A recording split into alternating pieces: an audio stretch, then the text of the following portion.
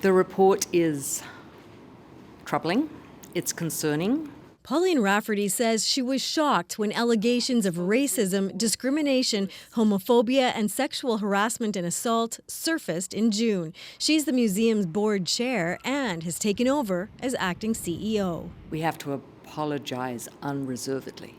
People have been hurt. We have shown that we have not been a workplace that holds up to the ideals of the Canadian Museum for Human Rights.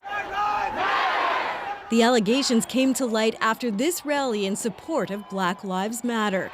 Current and former employees started a social media campaign. Dozens of people came forward. It's clear that there's some shortcomings here. Then CEO John Young first apologized, then resigned. The museum launched an external review. The report is scathing.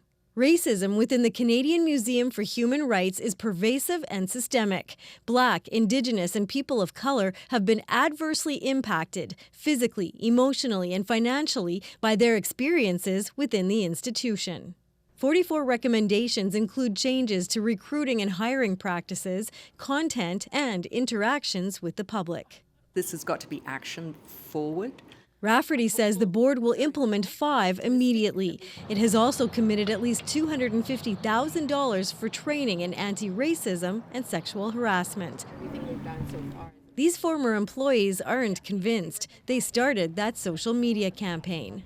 Hearing things and seeing things are very different, and that trust is not going to come back on my end until I see a difference in behavior. The least the museum could do is follow through with those 44 recommendations. And that will depend on who the next CEO will be. The federal government is searching for that person right now. Karen Pauls, CBC News, Winnipeg.